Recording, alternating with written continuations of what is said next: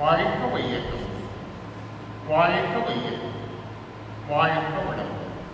குரு வாழ்க, குருவே துணை. அன்பார்ந்த இறை உணர்வாளர்களே, சிந்தனை ஆற்றல் மிக்க சிந்தனையாளர்களே, இந்த நாள் இனிய நாள். இன்று சர்வதேச யோகா தினம் என்று ஒதுக்கி இருக்கிறார்கள். அன்னையர் தினம், தந்தையர் தினம் மற்றும் ஒவ்வொரு நாட்களுக்கும் ஒவ்வொரு நாட்களாக பிரித்திருக்கிறார்கள். அந்த வகையிலே இன்று இன்டர்நேஷனல் யோகா தினம் என்று வைத்திருக்கிறார்.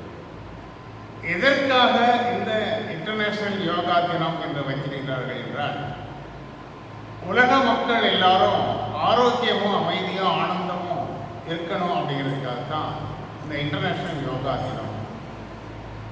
அதில் இந்தியாவு தான் ஆன்மீகத்துக்கு தலையாய மொழி. அதில் பதஞ்சலி முனிவர் தான் இந்த யோகாவை பற்றி முழுமையாக மனிதன் ஆரோக்கியமாக இருக்கிறதுக்கும் அமைதியாக இருக்கிறதுக்கும் ஆனந்தமாக இருக்கிறதுக்கும் கண்டுபிடிச்சிருக்காங்க. அந்த வகையில் ஞானிகள் 18 சித்தர்கள் ஒவ்வொருத்தரும் ஒவ்வொரு வகையில் இருந்திருக்காங்க. உடல் நலம், மனநலம், நட்பு நலம் இவையெல்லாம் இருப்பதற்காக அருட்தந்தை வேதாந்திரி மகிழ்ச்சி அவர்கள் மனவளக்கலை என்ற யோகத்தை சிம்பிளிஃபை குண்டலினி யோகா என்று வடிவமைத்திருக்கிறார்கள். எளிய முறை உடற்பயிற்சியும், உடல் நலத்திற்காக எளிய முறை உடற்பயிற்சியும், மனநலத்திற்காக தியான பயிற்சியும், உயிர் வளத்திற்காக காயகல்ப பயிற்சியும் கற்றுக் கொடுத்திருக்கிறார்கள். அவர் சென்னைக்கு அருகில் உள்ள கூடுவாஞ்சேரியில் பிறந்தவர். ஆகஸ்ட் மாதம் 14ஆம் தேதி 1911ஆம் ஆண்டு பிறந்தவர். சிறு வயதிலிருந்தே ஆன்மீகம் என்றால் என்ன, உடல் நலம் குறைவிற்கு காரணம் என்ன, நோயின்மை என்ன, இதை பற்றி ஆராய்ச்சியெல்லாம் பண்ணிகிட்டே இருக்காங்க. துன்பத்திற்கான காரணம்லாம் என்ன. ஆனால் இன்னைக்கு இருக்கக்கூடிய மக்கள்கிட்ட பார்த்தீங்கன்னா உடம்பை பற்றிய சிந்தனையே யார்கிட்டையும் இல்லை. ஞானிகள் ஏற்கனவே சொல்லியிருக்காங்க, தன்னை அறிய தனக்கு ஒரு கேடு இல்லை, தன்னை அறியாமல் தானே கெடுகின்றான் அப்படின்னு சொல்லியிருக்காங்க. அப்போ தன்னை அறிகிறது எங்கே தெரிய போகிறது? இன்னைக்கு இருக்க லௌகீக வாழ்க்கையில் பொருள், புகழ், செல்வாக்கு, புலனின்பம் இதுலேயே தான் நாம் எல்லாரும் போய்கிட்டே இருக்கோம். சின்ன வயசுல இருந்தே அதிகபட்சம். இன்னும் என்ன சொல்லியிருக்காங்க, சூரிய நமஸ்காரம்னு நல்ல அருமையான யோகாலாம் இருக்கு. ஆனால் இன்னைக்கு பார்த்தீங்கன்னா கண்ணு கட்ட பிறகு தான் சூரிய நமஸ்காரமே பண்ணுறாங்க. கண்ணு கட்ட பிறகு அவர் சூரியன் எப்படி பார்க்க முடியும், எதை கேட்க முடியும்? முதுமை அடைஞ்ச பிறகு தான் எல்லாருமே அதை செய்யணும் அப்படின்னு விரும்புகிறாங்க. இளமையில் கல் அப்படின்னு சொல்லி நம்ம படிச்சிருக்கோம்.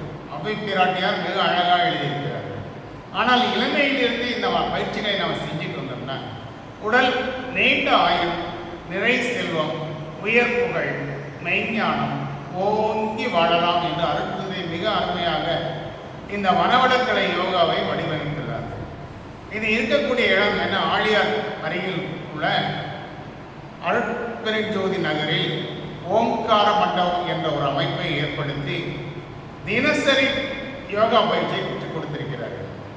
இதில் 5 நாட்கள் ஆழியாரில் இருந்து இந்த பயிற்சி முறைகளை அழகாக கற்றுக்கொண்டால் நாம் வாழ்க்கையில் ஆனந்தமாகவும் ஆரோக்கியமாகவும் இருக்கலாம். இது போன்ற பயிற்சியை இன்று உலகத்தில் இருக்கக்கூடிய அனைத்து ஊர்களிலும் அறிவு திருக்கோயில்களை கட்டி ஆங்காங்கே எல்லாருக்கும் அந்த பயிற்சியை கற்றுக் கொடுத்து கொண்டிருக்கிறார்கள். மகரிஷி வீடுதோறும் மனவளக்கலை வர வேண்டும் என்ற எண்ணம் சமீப காலமாக எல்லா ஊர்லையும் அறிவு திருக்கோயில் கட்டியிருக்கிறார்கள். அது மட்டும் இல்லை, இந்த பயிற்சி முறை மாணவ செல்வங்களுக்கே போய் சென்றால் அவர்கள் சிறு வயதிலிருந்தே அந்த ஆரோக்கியத்தையும் அந்த ஆனந்தத்தையும் அடைய முடியும். அவர்கள் நல்ல கல்வியில் மேன்மை அடைய முடியும். தனி மனித ஒழுக்கம் நிச்சயமாக கிடைக்கும். அவர்களுடைய ஆரோக்கியம் இன்னைக்கு பார்த்தீங்கன்னா எங்கு பார்த்தாலும் ஆஸ்பத்திரி, மருந்து கடைகள். வாடிப்பட்டியிலே ஒரு சின்ன ஊர் தான். ஒரு காலத்தில் ஒரே ஒரு டாக்டர் இருந்தார், ஒரே ஒரு மருந்து கடை இருந்துச்சு. இன்னைக்கு 14-15 மருத்துவர்கள் இருக்காங்க. மருந்து கடைகள் ஒரு 20 கடை வரைக்கும் இருக்கிறது. ஆனால் அது மட்டும் இல்லை, இன்னைக்கு நாம் எல்லாருமே என்ன செஞ்சுக்கிட்டு இருக்கோம், நம்முடைய அறியாமையினால நான் வருஷம் போய் டாக்டர்கிட்ட செக்அப் பண்ணிக்கிறேன், என்னென்ன இடத்துல போய் நான் ஹார்ட் பார்த்துக்கிறேன், டயபெட்டிக் பார்த்துக்கிறேன், பிரெயினுக்கு பார்த்துக்கிறேன், மூட்டு வலிக்கு பார்த்துக்கிறேன். இதெல்லாம் வருமுன் காக்க வேண்டியது நம்முடைய கடமை இல்லையா? நாம் எங்கே வருமுன் காக்கிறோம்? வந்த பிறகு தானே போய் எல்லா இதெல்லாம் டாக்டர்கிட்ட போய் வைத்தியம் பண்ணுறோம். அதுக்கப்புறம் தீரலை எப்படி தீரும்? அப்போது வருமுன் காக்க வேண்டியது நம்முடைய கடமை. வருமுன் காக்கணும்னா காற்றுள்ள போதே தூற்றிக்கொள்ளணும். அந்த காலத்தில் நிறைய பழமொழிகள் சொல்லியிருக்காங்க, சின்ன சின்ன விஷயங்கள் சொல்லிட்டு இருக்காங்க. ஒரு சாதாரண ஓரறிவுள்ள ஒரு எறும்பு எடுத்துங்க, அழகாக அருமையாக மழை இல்லாத காலங்களில் உணவுகளை சேமிச்சிருக்குது. அந்த உணவு மழை காலங்களில் கெட்டு போகாமல் இருக்கிறதுக்காக காய வச்சு வைக்குது. அது மட்டும் இல்லை, தானியங்கள்லாம் பார்த்தீங்கன்னா மழை காலத்தில் அந்த மண்ணுக்குள்ளே இருக்கும் போது முளைச்சி வந்துடும். அந்த முளைப்பு திறன் கூட எழக்கூடாதுங்கிறதுக்காக அந்த முளைப்பு திறன் இருக்கக்கூடிய தன்மையை கடித்து அது உணவை அழகாக சேமித்து வைக்குது. ஒரு பறவைகள் அழகாக கூடு கட்டுது, அதனுடைய இனவிருத்திகள் அதனுடன் சரியாக செய்து கொண்டிருக்கிறது.